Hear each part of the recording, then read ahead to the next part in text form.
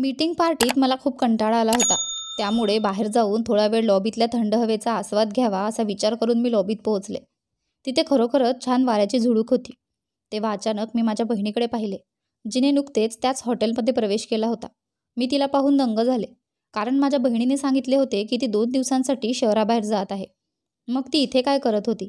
मी लगेच परत गेले, पण नंतर मी तिला एका माणसासोबत जाताना पाहिले.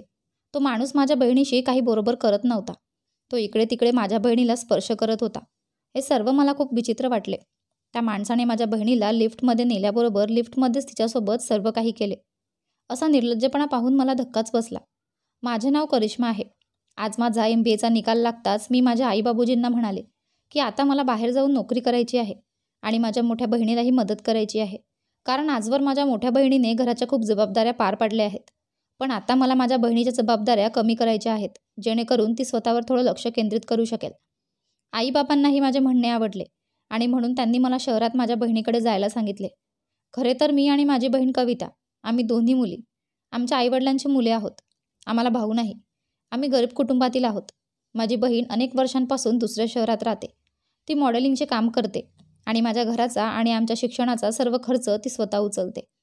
गरिबीमुळे माझी बहीण खूप वर्षापूर्वी शहरात राहायला गेली होती, पण तेव्हापासून आमच्या घरची परिस्थिती खूप चांगली झाली होती आणि तिच्यामुळेच मी आज इतकी चांगली पदवी पूर्ण करू शकले आहे. मी संध्याकाळी माझ्या बहिणीला फोन केला आणि तिला सांगितले की मी तिच्याकडे येत आहे, कारण मला आता नोकरी शोधायची आहे. यानंतर मी माझ्या बहिणीकडे पोहोचले. बहीण भाड्याने घेतलेल्या फ्लॅटमध्ये राहत होती. इतक्या दिवसांनी माझ्या बहिणीला भेटून मला खूप आनंद झाला.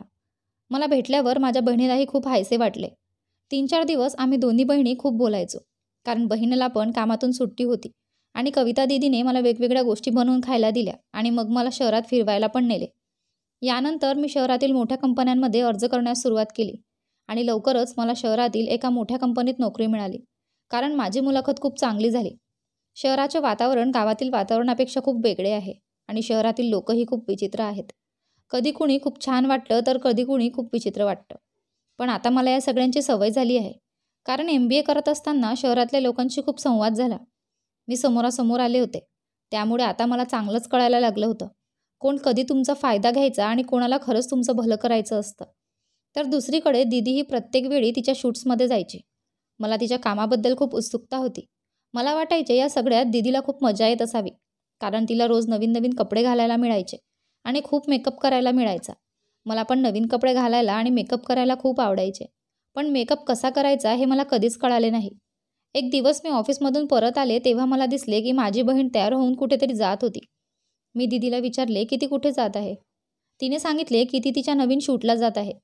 मी पाहिलं होतं की रात्री दीदी खूप उशिरा आणि कधीकधी सकाळी लवकर यायची, त्यामुळे मला काम मिळाल्यापासून दीदीसोबत वेळ घालवता येत नव्हता. माझ्या बहिणीला असे तयार होताना पाहून मला कुठेतरी हरवल्यासारखे वाटले. मी तिला म्हणाले, ताई तू खूप बदलली आहेस. पूर्वी तुला मेकअपची अजिबात माहिती नव्हती, पण आता तू स्वतः सर्व मेकअप किती छान करतेस आणि हिरोईनपेक्षा कमी दिसत नाही. हे ऐकून माझ्या बहिणीने माझ्या डोक्यावर चापट मारली आणि म्हणाली, तू पण खूप बदलली आहेस. पूर्वी तू खूप गप्प बसायची, पण आता तू सतत बडबड करत राहते. यानंतर आम्ही दोघी बहिणी जोरजोरात हसू लागलो. मी माझ्या बहिणीला सांगितले की मी तुझ्यासाठी गरमागरम कॉफी बनवते, तू कॉफी पिऊनच जा. कॉफी पिऊन बहीण तिच्या कामावर गेली आणि मी माझ्या ऑफिसमधील सर्व काही काम पूर्ण करू लागले. जेव्हापासून मी नोकरीला सुरुवात केली तेव्हापासून मला बऱ्याच ऑफिस पार्ट्यांना जावे लागत होते, कारण या बहुराष्ट्रीय कंपन्यांमध्ये वेळोवेळी पार्ट्या आयोजित केल्या जातात. यामुळे मला रात्री परत यायला खूप उशीर व्हायचा आणि तोपर्यंत माझी बहीणही तिच्या कामाला निघून जायची. पण या सगळ्यामुळे मी खूप वैतागले होते. पण मी काय करणार, जे काम करायचे होते ते करायचे होते. असेच एके दिवशी मी माझ्या ऑफिसच्या पार्टीतून परतत असताना अचानक मला वाटेत काही अतिशय सुबक कपडे घातलेल्या मुली दिसल्या. इतक्या मुली एकत्र उभ्या असलेल्या पाहून मला धक्काच बसला. मी ड्रायव्हर भावाला गाडी थांबवायला सांगून विचारलं, एवढ्या रात्री एवढ्या मुली इतक्या कपडे घालून इथे काय करत आहेत? मला काही कळत नाही. यावर ड्रायव्हर भैया माझ्याशी काहीही न बोलता हसायला लागला. माझी मैत्रीण शालिनी म्हणाली, करिश्मा तुला माहीत नाही का की त्या मुली इथे का उभ्या राहतात? मी नकारार्थी मान हलवली, पण शालिनीने माझ्या बोलण्याला प्रतिसाद दिला नाही आणि ड्रायव्हरला जायला सांगितले. दुसऱ्या दिवशी ऑफिसमध्ये पोहोचल्यावर मी शालिनीला विचारले की काल तू त्या मुलींबद्दल काय बोलत होतीस, काय होते? तर ती माझ्याकडे डोळे मिचकावून म्हणाली, अरे तुला माहीत नाही त्या मुली कशा असतात? मला समजले नाही की ती मुलींबद्दल काय सांगू पाहत आहे. मग तिने मला सांगितले की खरं तर त्या मुली रात्री तिथे ग्राहकांची वाट पाहत उभ्या असतात. तिने जे सांगितले ते ऐकून मला पूर्ण धक्का बसला. मी म्हणाले, पण मी टीव्हीवर हे सगळं वैशाल्यात घडताना पाहिलंय. मग ती म्हणाली, अरे वेडी, शहरात आता हे सगळं उघडपणे घडतं आणि त्या मुली रात्री उघडपणे त्यांच्या ठरलेल्या भागात उभ्या राहतात आणि त्यांचे सर्व चाहते तिथे येतात आणि त्यांना आवडणाऱ्या मुलीसोबत बसतात आणि निघून जातात. शालिनीच्या या विधानाने मला आश्चर्यचकित केले. मी म्हणाले की त्या घाबरत नाही? शालिनी म्हणू लागली की जर त्यांना भीती वाटत असली तर त्या स्वतःचे आणि कुटुंबाचे पालनपोषण कसे करणार? शालिनीचे बोलणे ऐकून मला खूप वाईट वाटले.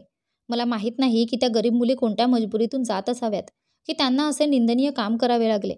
पण कदाचित तेच आयुष्य आहे. संध्याकाळी घरी आले तेव्हा मला माझी बहीण घरी दिसली. मी तिला आज काही काम नाही का असे विचारले तर तिने सांगितले की आज तिची सुट्टी आहे. यानंतर आम्हा दोघी बहिणींनी एकत्र जेवण केले होते.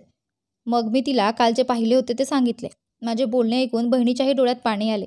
ती म्हणू लागली की या जगात अनेक असहाय्य लोक आहेत आणि त्यांना अशा गोष्टी कराव्या लागतात ज्यासाठी त्यांचा विवेक साक्ष देत नाही. मी माझ्या बहिणीला म्हणाले की आपण खूप नशीबवान आहोत की किमान आपल्याला सन्मानाची भाकर खायला मिळत आहे. त्या दिवशी माझ्या बहिणीला जरा बरे वाटले होते. मग मला वाटले की हीच योग्य संधी आहे आणि मी तिच्याशी किशोरबद्दल बोलेल. खरं तर किशोर आमच्या गावात राहतो. तो लहानपणापासूनच दिदीच्या प्रेमात आहे. जेव्हापासून दिदी शहरात आली होती तेव्हापासून तो खूप दुःखी होता आणि मला वारंवार सांगत होता की त्याला दिदीला भेटायचे आहे. जेव्हा मी माझ्या बहिणीशी त्याच्याबद्दल बोलले तेव्हा तिने स्पष्टपणे नकार दिला की तिला त्याला भेटायचे नाही. किशोरने मला सांगितले होते की त्याला दिदीशी लग्न करायचे आहे, पण दिदी याबद्दल काहीही ऐकायला तयार नव्हती. तर माझ्या बहिणीसाठी किशोरपेक्षा चांगला मुलगा कोणीच असू शकत नाही हे मला स्पष्ट होते. मी माझ्या बहिणीला 1-2 वेळा विचारले की तिला दुसरे कोणी आवडते का, पण तिने सांगितले की ती कधीच लग्न करणार नाही. पण असे कसे होऊ शकते की ती कधीही लग्न करणार नाही? मलाही माझ्या बहिणीचे घर स्थायिक होताना पाहिजे होते. तिने तिच्या आयुष्यात आनंदी राहावे अशी माझीही इच्छा होती. आज दीदी खुश दिसत होती म्हणून मी तिला पुन्हा एकदा किशोरची गोष्ट सांगितली. दीदी, यावेळेस मी तुझ्याकडे येत होते तेव्हा त्याने मला खूप विनंती केली होती की माझा निरोप ताईला दे की तो तुझी आतुरतेने वाट पाहत आहे. या क्षणी काय झाले ते मला माहीत नाही. माझी बहीण खूप चिडली आणि म्हणाली, मी तुला सांगितले होते की मी कधीही कोणाशीही लग्न करू शकत नाही. तिच्या बोलण्याने मलाही राग आला. मी म्हणाले, पण तू असे का बोलत आहेस? तर दीदी म्हणाली, कारण मी कोणाच्याही लायक नाही आहे. तिच्याकडून हे ऐकून मी थक्क झाले. ती असे का म्हणाली हे मला समजले नाही. मी तिला विचारले, म्हटलं की तुझं वय जास्त आहे म्हणून तू कोणाच्याही लायकीची नाहीस असं नाही. तर किशोरला या सगळ्या गोष्टींची पर्वा नाही. आणि मग आता तू तुझ्या डोक्यावरील पूर्णपणे ओझे काढून टाक, कारण आता मी कमावण्यास सुरुवात केली आहे आणि आता आपल्या आईवडिलांची इच्छा आहे की तू तुझ्या स्वतःच्या घरात स्थायिक व्हावे आणि तुझ्या कुटुंबासह आनंदी राहावे. दीदीने काही उत्तर दिले नाही आणि ती शांतपणे तिच्या खोलीत गेली. माझ्या बहिणीच्या मनात काय चालले आहे ते मला समजत नव्हते. जेव्हा मला ऑफिसमधून 2 दिवस सुट्टी होती तेव्हा मी माझ्या बहिणीला मला तिच्या शूटिंगला घेऊन जाण्याचा आग्रह धरला, कारण मला ती कशी मॉडेलिंग करते हे देखील पाहिजे होते. मलाही या सगळ्या गोष्टी बघून खूप मजा यायची. पण दीदीने मला सांगितलं की जिथे कुठे चित्रीकरण झालं तिथे बाहेरचा कुठलाही माणूस अलाउड नाही. मी तिला म्हणाले, पण मी बाहेरची नाही, मी तुझी बहीण आहे. पण दीदी म्हणाली, पण हे सर्व आमच्या ठिकाणी अलाउड नाही. म्हणून मी तिला सांगितले की तू कुठे मॉडेल आहेस ते फोटो किंवा व्हिडिओ मला तरी दाखव. माझी बहीण हे ऐकून थोडी नाराज झाली आणि म्हणाली, ठीक आहे, मी 1-2 दिवसात सर्व फोटो तुझ्यासाठी आणून देईल. कारण ती फोटो कंपनीकडेच जातात, कारण त्यांचा वापर करण्याचा अधिकार फक्त त्यांनाच आहे. 2 दिवसांनी बहिणीने मला तिचे काही फोटो दाखवले. ती त्यात खूप सुंदर दिसत होती. तिचे फोटो पाहून मलाही मॉडेलिंग करावेसे वाटू लागले. म्हणूनच संध्याकाळी ऑफिसमधून परतल्यावर माझी बहीण भाजी घ्यायला खाली गेली होती. मी विचार केला की आज मी माझ्या बहिणीचे कपडे का घालून पाहू नये. मी तिचा वॉर्डरोब उघडला तेव्हा त्यात बरेच फॅशनेबल कपडे होते आणि ते खूप मोकळे मोकळे ड्रेस होते. माझ्या बहिणीने असा उघडा पोशाख घालायला सुरुवात केली होती यावर माझा विश्वासच बसत नव्हता. आजपर्यंत मी फक्त हिरोईनच असे कपडे घातलेल्या पाहिल्या होत्या. मी माझ्या मनावर ताबा ठेवू शकले नाही आणि मी शक्य तितका सैल ड्रेस घातला आणि मग मी मेकअप करण्याचा प्रयत्न करू लागले आणि बसले. काय करावे आणि कसे करावे याचा विचार करत होते. तेवढ्यात अचानक माझी बहीण खोलीत आली. मला त्या ड्रेसमध्ये पाहताच तिला माझ्यावर खूप राग आला. मी तिला सांगितले की मला फक्त या कपड्यांमध्ये मी कशी दिसते हे पाहायचे आहे. पण दीदीने लगेच मला तो ड्रेस काढायला सांगितला. ती म्हणाली, खबरदार, आजच्या नंतर तू माझ्या कोणत्याही कपड्याला हात लावला तर. मी तिचे कपडे घालावेत असे तिला कधीच वाटत नाही, पण एवढ्या छोट्या गोष्टीवर ती इतका का अतिरेक करत होती हे मला समजले नाही. मी तिला सांगितले की याआधीही मी तुझे कपडे घालायची, म्हणजे आज मी तुझे कपडे घातले तर काही हरकत नाही. पण दीदी काही बोलण्याला प्रतिसाद देत नव्हती. तिला माझ्यावर खूप राग येऊ लागला. ती म्हणाली, मी तुला सांगितले होते की हा ड्रेस आत्ताच काढून वॉर्डरोबमध्ये ठेव आणि आजपासून माझ्या कोणत्याही ड्रेसला हात लावू नकोस. मी लगेच तिचे कपडे काढले आणि परत माझ्या खोलीत आले. माझी बहीण किती बदलली होती म्हणून मला खूप राग येत होता आणि मी रडत होते. आज तिला तिच्या गोष्टींचा इतका अभिमान वाटत होता की ती मला तिच्या गोष्टींना हातही लावून देत नव्हती. असे यापूर्वी कधीही घडले नव्हते. मी पण ठरवले होते की आता मी दीदीची कोणतीही वस्तू वापरणार नाही. साधारण 2 तासांनी दीदी माझ्या रूममध्ये आली आणि मला समजावण्याचा प्रयत्न करू लागली. मी तिला म्हणाले, आता माझ्यासमोर हे नाटक करू नको. पहिली गोष्ट म्हणजे तू माझ्याशी खूप वाईट वागलीस आणि आता तुझी काहीच चूक नसल्यासारखे वागत आहे. तू खूप अहंकारी झाली आहेस. या शहराचा रंग तुझ्यावर इतका परिणाम करेल हे मला माहीत नव्हते. बहीण मला सांगू लागली की करिश्मा, तू माझा गैरसमज करत आहे.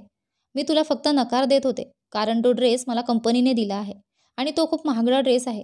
जर तो घातल्यामुळे इकडे तिकडे थोडेसेही खराब झाले तर मला त्याची किंमत मोजावी लागेल. मी तिला म्हणाले, मी एक दूध पिणारी मुलगी आहे का जी फक्त एकदा तुझा ड्रेस घातल्याने तो खराब होईल? ही सबब स्वतःकडे ठेव. मी काही दिवस माझ्या बहिणीवर रागावले होते, पण मी तिच्यावर किती दिवस रागावणार? हळूहळू मी तिच्याशी थोडं बोलू लागले, पण आता मी तिच्याशी फार कमी बोलायचे. इथे माझ्या ऑफिसमध्ये एक नवीन मुलगा रुजू झाला होता. त्याचे नाव अभिमन्यू होते. माझ्या बॉसने मला त्याची मदत करण्यास सांगितले होते, त्यामुळे मी त्याच्याशी खूप बोलू लागले. आम्ही खूप वेळ एकत्र बाहेर जायला लागलो आणि मग हळूहळू दिवस आणि महिने गेले. आम्ही दोघे एकमेकांच्या प्रेमात पडू लागले आणि त्याने मला प्रपोजही केले. मी त्याला सांगितले की आधी मला माझ्या घरची परिस्थिती ठीक करायची आहे आणि माझ्या बहिणीच्या लग्नानंतरच मी तुझ्याशी लग्न करेल. अभिमन्यूने हे मान्य केले. असेच दिवस जात होते, पण एके दिवशी जेव्हा मी माझ्या ऑफिसच्या पार्टीमध्ये हॉटेलमध्ये गेले तेव्हा मला आतून खूप गुदमरल्यासारखे वाटत होते, कारण मला अशा पार्ट्यांची कधीच सवय नव्हती आणि अनेकदा मला अशा पार्ट्यांचा कंटाळा यायचा. काही वेळाने मी सर्वांपासून लपले आणि थंड वाऱ्याचा आनंद घेण्यासाठी लॉबीमध्ये आले. माझी बहीण मेन गेटवरून हॉटेलच्या आत येताना दिसली तेव्हा मी तिथेच उभी होते. त्यावेळी तिला तिथे पाहून मला खूप आश्चर्य वाटले, कारण माझ्या बहिणीने मला सांगितले होते की ती 2 दिवसांसाठी शहराबाहेर शूटिंगसाठी जात आहे. मग ती इथे काय करत होती? ती थोडी पुढे सरकताच एक माणूस तिला घ्यायला आला. तो माणूस तिच्याशी खूप विचित्र वागत होता की मला अजिबात बरे वाटत नव्हते. ती लगेच त्याच्यासोबत हॉटेलच्या वरच्या मजल्यावर जाऊ लागली. त्यासाठी त्यांनी लिफ्ट घेतली. मी पण लगेच त्यांच्या मागे गेले आणि ते लिफ्टमध्ये काय करत होते हे पाहून माझे होशच उडाले. मला लाज भरून आली. माझी बहीण हे सगळं उघडपणे करत होती यावर माझा अजूनही विश्वास बसत नव्हता. पण का? तो माणूस कोण होता? यानंतर दोघेही हॉटेलमधील एका खोलीत गेले. मी खाली रिसेप्शन एरियात त्यांच्या बाहेर येण्याची वाट पाहत राहिले, पण हळूहळू 1 तास निघून गेला होता. पण ते लोक अजून आले नव्हते. ऑफिसची पार्टी संपल्यावर माझे सर्व मित्र मला घरी चलायला सांगू लागले, पण मी म्हणाले की मला आत्ता काही काम आहे, मी काही वेळाने निघून जाईल. अभिमन्यूलाही मी सांगितले की मला इथे काही काम आहे, म्हणून मी त्याला सांगितले की माझी बहीण आताच फ्लाईटमधून परत येत आहे आणि ती म्हणाली की ती मला या हॉटेलच्या बाहेर भेटेल, मग आम्ही दोघे एकत्र घरी जाऊ. अभिमन्यूने माझ्या बोलण्यावर विश्वास ठेवला आणि मग तो पण निघून गेला. सुमारे 2 तासांनी ती व्यक्ती आणि माझी बहीण त्या खोलीतून बाहेर आले. मी लगेच जाऊन एका ठिकाणी लपले. तो माणूस निघून गेला होता, पण दीदी अजून कोणाची तरी वाट पाहत बसली होती. साधारण अर्ध्या तासानंतर दुसरा माणूस आला आणि तो सुद्धा दीदीशी तसाच वागत होता जसा पहिला माणूस वागत होता. यानंतर दोघेही हॉटेलच्या खोलीत गेले. हे सर्व घडले तोपर्यंत पहाटेचे 5 वाजले होते आणि मग दीदी आणि तो माणूस खोलीतून बाहेर आला. मला इथे खूप राग आला. तितक्यात माणूस निघून गेला. मी स्वतःवर नियंत्रण ठेवू शकले नाही आणि मी लगेच माझ्या बहिणीला गाठले. मी माझ्या बहिणीला ढकलले. आज माझ्या बहिणीने केलेल्या नीच कृत्यामुळे मला तिला ओढून गालावर चापट मारावीशी वाटली. याचा विचार मी स्वप्नातही करू शकत नव्हते. मी तिला खूप कठोर शब्दात सांगितले. मी काय बोलले ते मला कळत नव्हते. माझे बोलणे ऐकून माझी बहीण खूप रडू लागली. मी तिला रडत तिथेच सोडून परत फ्लॅटवर आले आणि माझे सर्व सामान बांधू लागले. काही वेळाने मी माझी बॅग घेऊन निघणार होते तेवढ्यात माझी बहीणही परत आली. मी तिचा फ्लॅट सोडत असल्याचे पाहून ती मला विचारू लागली की मी कुठे जाणार आहे. मी तिला सांगितले की मी कुठेही जाईन, पण मी तुझ्यासोबत राहू शकत नाही. तू एवढं वाईट काम करत आहेस हे मला माहीत नव्हतं. यावर माझी बहीण मला सांगू लागली की तुला जे काही बोलायचे आहे ते बोल, पण हा फ्लॅट असा सोडू नको. हे शहर आणि इथली माणसं किती धोकादायक आहेत हे तुला माहीत नाही. एकटी मुलगी पाहताच ते गिधाड नजर तिच्याकडे वळवतात आणि तिचं आयुष्य उद्ध्वस्त करण्याच्या विचारात असतात. मी म्हणाले, तू काय वेगळे करत आहेस? तू शहरात येऊन त्यांच्यापैकी एक झाली आहेस. बहीण म्हणू लागली, हो तुझं बरोबर आहे, मी पण त्यांच्यासारखीच झाले, पण मी अशी का झाले हे तुला कळायला आवडणार नाही का? यानंतर दीदी मला म्हणाली, तुला आठवतंय का आपल्या गावचे रमेश काका ज्यांनी मला शहरात नोकरी मिळवून देतो असे सांगितले होते? त्यांच्यावर विश्वास ठेवून मी इथे शहरात आले आणि त्यांनी मला साफसफाईचे काम करायला पाठवले. तेव्हा कंपनीच्या मालकाने माझ्यासमोर एक अट घातली की जर मी त्यांच्यासोबत एक रात्र घालवायला तयार असेल तर तो मला हे काम देईल. त्याचे म्हणणे ऐकून मी ताबडतोब त्याला शिव्या देऊन परत आले. पण इथे मी खूप अस्वस्थ झाले, कारण गावातील आपली सर्व जमीन विकली गेली होती. जमिनीचा एकच तुकडा शिल्लक होता ज्यावर आपण आपले जीवन जगू शकत होतो, परंतु तोही जमीनदाराकडे गहाण ठेवला होता. वर बाबांची तब्येतही ठीक नव्हती. मला काहीच समजत नव्हते. इतक्यात मला माझ्या आईचा फोन आला. मला वाटले की मी तिला सांगेल की इथे सगळे लोक फसवे आहेत, पण मी काही बोलायच्या आधीच पलीकडून आईच्या रडण्याचा आवाज येऊ लागला. ती म्हणू लागली की बेटा, तुला जिथे नोकरी मिळाली आहे त्या लोकांची मदत घे. तू त्यांना सांग की तू काम करून त्यांचे सर्व पैसे फेडशील, कारण तुझ्या वडिलांची प्रकृती खूप वाईट आहे आणि आम्ही त्यांना रुग्णालयात दाखल केले आहे आणि डॉक्टरांनी त्यांचे ऑपरेशन करण्याचे आदेश दिले आहे. आपल्याला लवकरच 3 लाख रुपये हवे आहे. जर आपण हे 3 लाख जमा केले नाही तर तुझे बाबा आपल्याला सोडून जातील. आईचे हे बोलणे ऐकून माझ्या डोळ्यातील अश्रू वाहू लागले. आता काय करावे हे मला समजत नव्हते आणि मग मी माझ्या आयुष्याचा तो कठीण निर्णय घेतला. त्यामुळे माझे सारे जगच बदलून गेले. बाबांचा जीव वाचवण्यासाठी मी त्या माणसाकडे परत गेले आणि त्याने एका रात्रीच्या बदल्यात मला 3 लाख रुपये दिले. त्यामुळे बाबूजींचे प्राण वाचले. पण त्या एका रात्रीमुळे त्यांनी मला या दलदलीत अडकवले. यानंतर त्या एका रात्री किती रात्रीत बदलल्या कुणास ठाऊक. या शहरात कोणी कोणाला अनावश्यक मदत करत नाही. हे काम करण्याशिवाय माझ्याकडे दुसरा पर्यायच उरला नव्हता आणि मग मीही त्याच्याशी तडजोड केली आणि ते माझं नशीब मानलं. इतर कोणत्याही ठिकाणी महिनाभर मेहनत आणि प्रामाणिकपणे काम केले असते तरी एका रात्रीत जेवढे पैसे मला इथे मिळतात तेवढे मिळाले नसते. माझ्या आईवडिलांची गरिबी दूर करून त्यांना चांगले आयुष्य देण्यासाठी मी माझे संपूर्ण आयुष्य वाया घालवले. पण मी काय करू? माझ्या आईवडिलांच्या संगोपनाचे ऋण मला फेडायचे होते आणि मग तुझ्या शिक्षणाची जबाबदारीही होती. मला हे सहन करावे लागले.